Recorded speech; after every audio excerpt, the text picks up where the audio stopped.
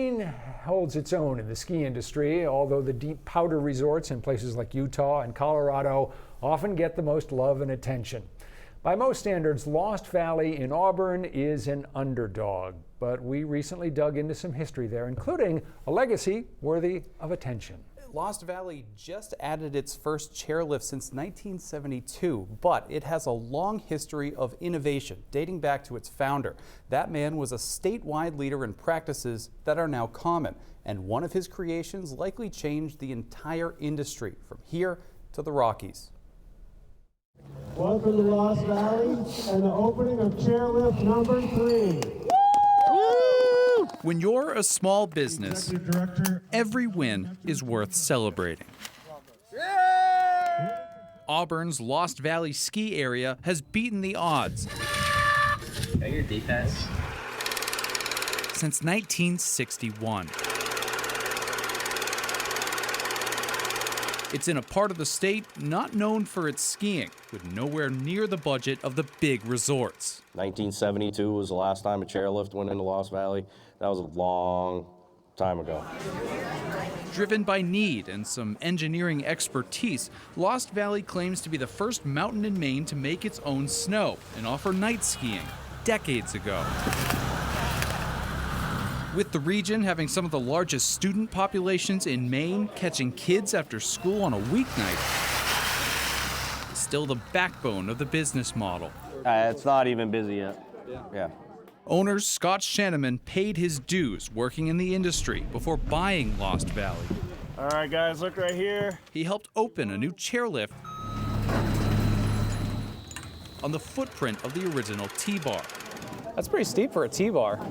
Yeah, it was a it was a ridiculously nasty T-bar. Yeah. I mean, one person would fall and starfish down and take everybody out on the whole line. Shanneman does appreciate history. That's Otto Wallingford right there. The dapper gent on the left is Otto Wallingford, Lost Valley's founder. He was a farmer, engineer, and a creative businessman.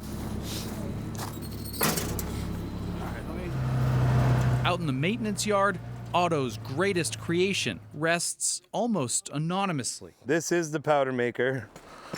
In 1968. The powder maker. It looks like a piece of farm equipment because it basically is. Dragged behind this equally old machine, the powder maker's tines ripped up packed snow, while the wire rollers laid down a base again.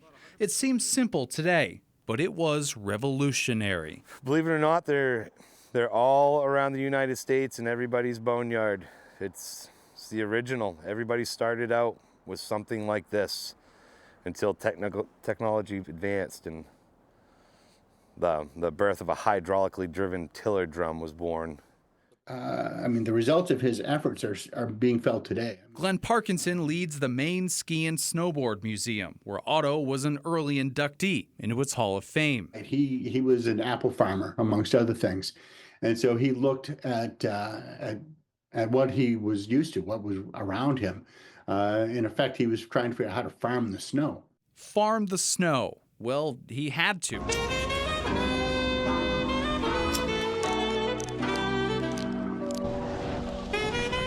The term East Coast Powder Day is said more often as a joke than a statement of fact. Our snow can't match the storms they get out west, so Otto found a way to tame what we do have. His use of the farm equipment used technology that was already there, but he adapted it to what he needed.